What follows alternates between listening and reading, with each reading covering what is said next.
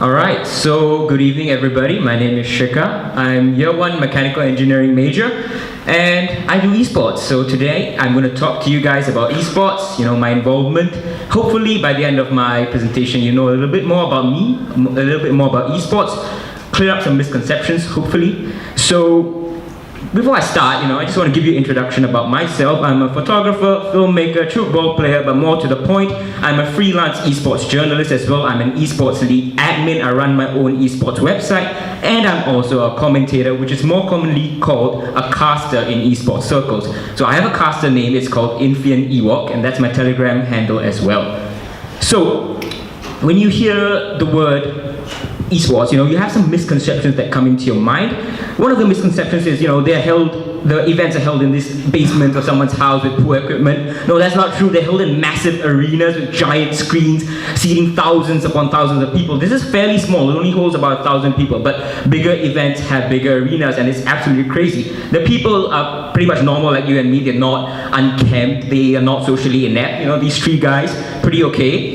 They don't go with empty pockets. No, they earn a lot of money. Highest known salary is in CSGO, G2 Esports. The players earn $29,000 a month. That's before any prize money is added into the equation. So that's crazy. So when you hear the word esport, what comes to your mind? Well, it's obviously video game competition where people play at the highest level. And it's very easy to realize that if you have a popular video game, you're gonna try and get competition, and naturally there will be people who want to be the best, who want to see the best play, and that's one of the allures of esports. You have a PC, you have a console, you can immediately play the same game that the pros are playing, and you want to be the best, you want to see the best. It's really amazing. And then the pros feel very much mortal. You can have conversation with them on Twitter, you can go into their Twitch streams, talk to them while they play the same game that they are so professionally involved in. They're normal professions in esports as well. This is Mia Stelberg, Australia's sports psychologist. She came from Olympics. She used to coach Olympic teams, and now she's coaching Australia's sports. And with her, Australia's sports used to be fairly okay. They've won majors and countless other events. Esports has also been having incredible growth. It's projected to have a revenue of 1.5 billion in just 2 more years.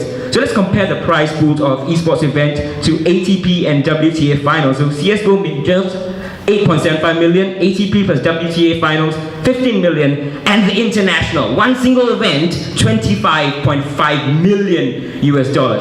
So these 5 guys are guys I call my friends. These are 5 esports pros from Singapore: Luna Metal, Yasera, Hysterics, Quantic, and Corey. Quantic and Corey have since retired, but these guys are trying to get a name for themselves, and through esports, they are kind of getting there. But R6, Rainbow Six is a bit small. But if there's one guy who you really should know in esports, is this guy, Daryl Ice Cole. Singaporean as well, started off his career in StarCraft 2, transitioned to Dota, plays for Fnatic now, and he has earned $1.37 million in prize money, and that's excluding the salary that I was talking about previously. So this guy is loaded. He has a wife, he has a life, that he really loves. But yeah, I'm going to talk about myself right now. So I got into esports when I bought the game Rainbow Six Siege back in February 2017. I saw an in-game banner ad for a tournament called the Six Invitational, watched it, and I realized, oh damn, there's a Singaporean team playing, those 5 players, right? They were there on stage, and I was like, oh my god, I have to support these guys. So eventually I started watching, but then I realized that event was one-off, and the Pro League only existed for North America, Europe, and Latin America.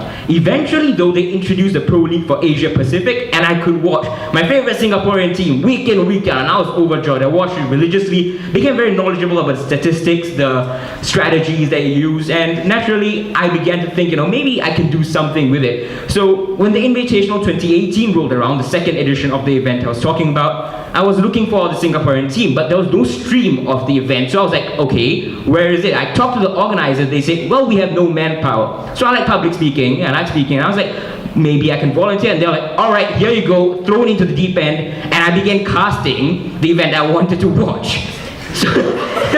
So eventually I was given the reins to a $10,000 cup held in Australia and New Zealand, but I cast that from the comfort of my own home because you can do it online. They liked my performance, and eventually I was given the reins of the Pro League, which is, as I said, the highest level of competition in Rainbow Six. So this is what my setup looks like. I have a notebook, microphone, headset, and I can do this from my house.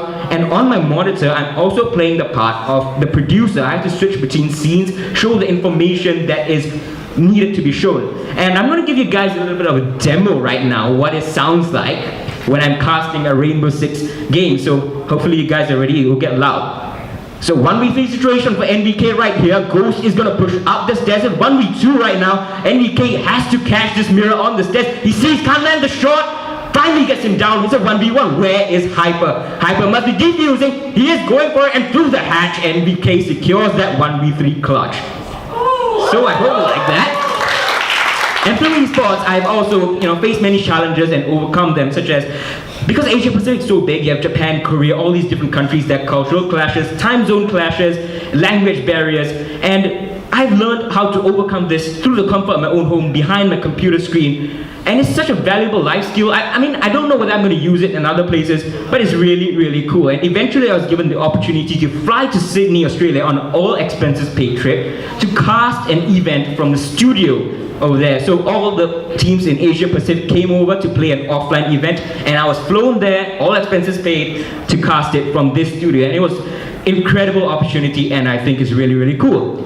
So hopefully, through my presentation, you have realized that esports, yeah, they're a risky career path, and you can't always go into it full-time. I'm not full-time, but it's a viable career path, and you can see I can juggle my uni studies kind of okay for now, and I still am involved quite a bit in esports, and I was just doing esports stuff before I started Polymath. So hopefully I've gotten you guys interested in esports, interested in a little bit of what this industry is. You don't have to like it, but hopefully you're not against it anymore. If you were, hopefully the misconceptions have been cleared up. Hopefully you know a little bit more about me, and hopefully you become my fans. Thank you very much.